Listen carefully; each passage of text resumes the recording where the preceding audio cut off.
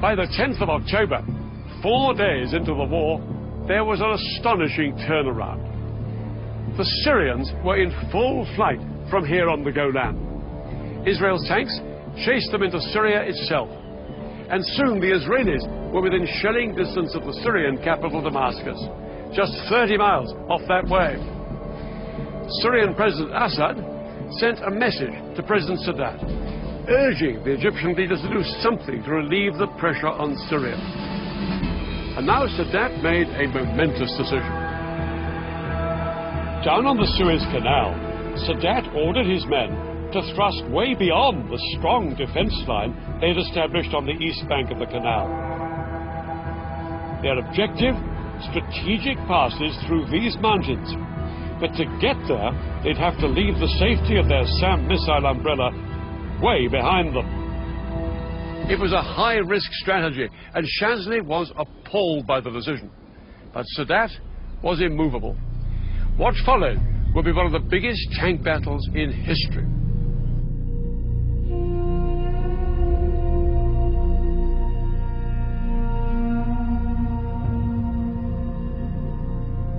"25 miles east of the canal, Israeli tank commanders were well dug in on high ground in good defensive positions.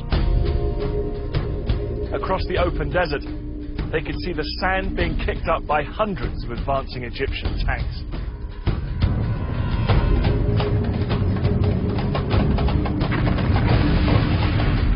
The Egyptians were totally exposed to withering Israeli fire.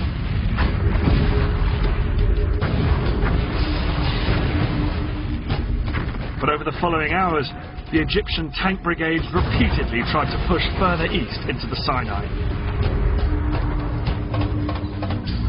As the Egyptians moved out beyond the protective cover of their SAMs, Israeli aircraft rained down bombs on the exposed Egyptian tanks.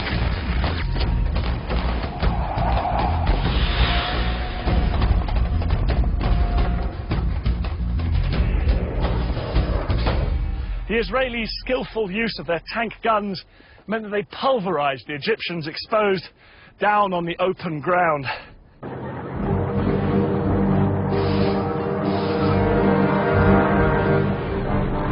The Israelis knocked out an estimated 260 Egyptian tanks. They lost only 20 of their own. Yeah, we fought hard. It was a successful tackle, and what made it possible was the fighting spirit of our soldiers. This battle was a turning point in the war. Now the war started to swing in Israel's favor. By October the 15th, the Americans had responded to Prime Minister Mayer's request for resupplies. For days, American planes arrived in Israel with huge numbers of tanks, shells, and new planes. Israel was in a much stronger position.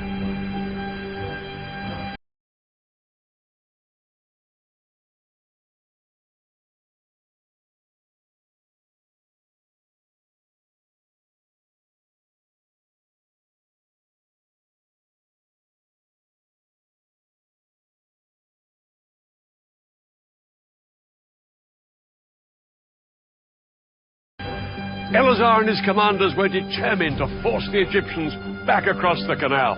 They now planned an exceedingly ambitious and risky operation, and a man who would play a key part in it was General Ariel Sharon. Sharon would later become Israel's prime minister, but in '73 he was one of the country's most dynamic generals and immensely charismatic. He just left the army that summer, but when war broke out, he was recalled.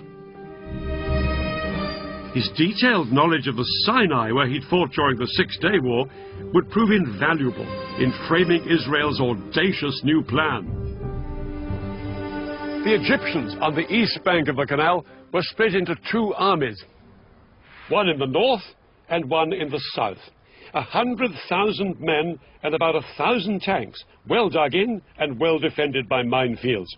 They looked impregnable, but one of Sharon's patrols had discovered a narrow gap, just 1 mile wide, between the two armies at this spot, where the Suez Canal joined a large salt lake.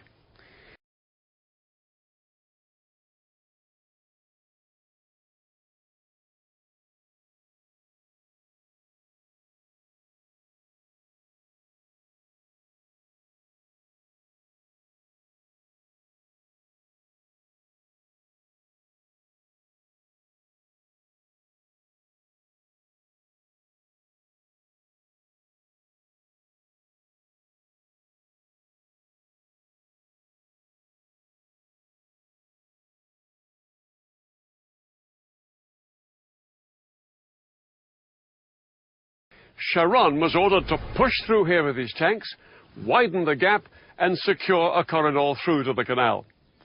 The Israelis would bridge the canal, and hundreds of tanks would then pour across it and fan out north and south to cut off the Egyptians from behind. The Egyptians' positions on the eastern canal bank would then be untenable. For the Israelis, the whole operation would be fraught with danger. The biggest threat was an Egyptian stronghold here, called Chinese Farm. It was just north of the planned Israeli corridor. Sharon had to neutralize the Egyptians at Chinese Farm if the Israeli plan was to succeed. But what the Israelis didn't know was just how big the Egyptian presence was at Chinese Farm. Large numbers of Egyptian tanks and infantry were gathered there. Unaware of how outnumbered they were, at dusk on October the 15th, the Israeli assault force moved in. The Egyptians were spread out like a horseshoe. They could shoot at us from three sides. It was a carpet of fire, the bullets were everywhere. I thought, from here, we are not going to get out alive. This is our death place. Decided to cross the canal before waiting for the Battle of Chinese Farm to be won. At midnight, he sent 750 paratroopers to sneak across and establish the vital toehold on the west bank. His men had been totally unopposed. But to turn this into a major breakthrough, the Israelis would need to get thousands more men and tanks across the canal. In fact, the Israelis had built a mobile bridge a year before the war for just this purpose. The bridge was 180 meters long, weighed 400 tons, and took 3 days to put together. Once assembled, it was towed on metal rollers through the desert by 12 tanks along the only road down to the canal. But there was a problem.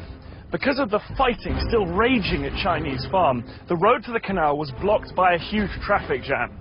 By daybreak, the bridge had only travelled 2 miles. There were another 13 to go. Sharon needed to get tanks across the canal to reinforce his troops who'd crossed earlier. Without the bridge in place, he had to float 50 tanks across on inflatable rafts. The sudden appearance of Israeli tanks on the west bank of the canal was a huge surprise for the Egyptians. Soldiers manning the SAM batteries reported that groups of several tanks would show up in the distance, open fire at them, and then disappear.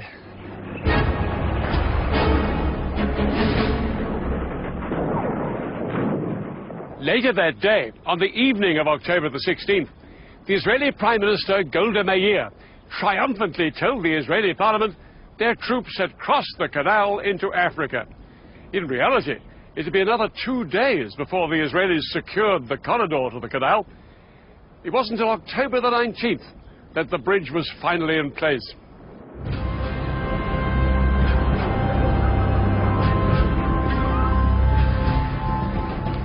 As Israeli tanks surged across the bridge, they came under heavy bombardment from Egyptian artillery and aircraft.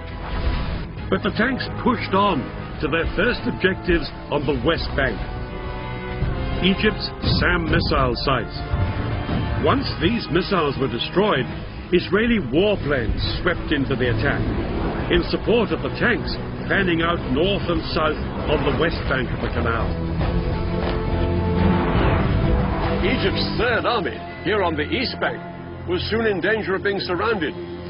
Shazli urged that some units should be pulled back here to the west bank to fight the Israelis. President Sadat replied abruptly, "No retreat." He believed that reducing forces on the east bank would risk losing everything they'd fought for. But Sadat was ready for a ceasefire.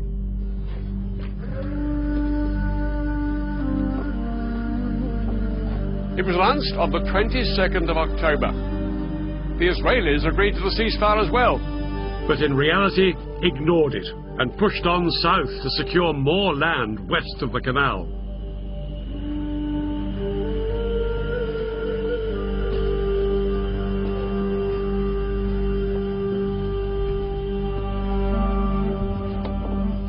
October the 23rd, the Egyptian Third Army was surrounded. The supply lines of its 45,000 men were cut. With only 4 days of food and water left, it wouldn't be long before they were starved into submission.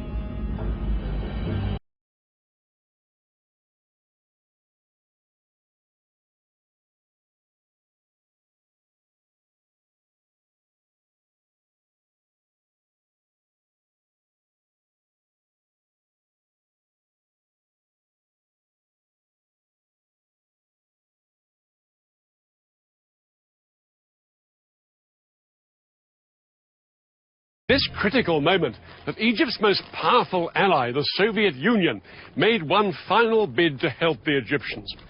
The Soviet president, Leonid Brezhnev, told the Americans unless they agreed to send a joint US-Soviet peacekeeping force to the Middle East, he would send Soviet troops on their own. The Americans were determined that no Soviet troops would enter the Middle East. In a sudden escalation, America put its nuclear forces on alert. US nuclear missiles were readied in their silos, and 2 aircraft carriers with nuclear strike forces were ordered to the eastern Mediterranean. The implied threat of nuclear war forced Brezhnev to make a choice: to escalate or to climb down.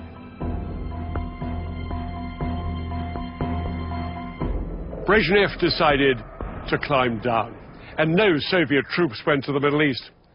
But the flurry of international pressure had made its mark. On October the 25th, the Israelis finally heeded the ceasefire, and the October War was effectively over.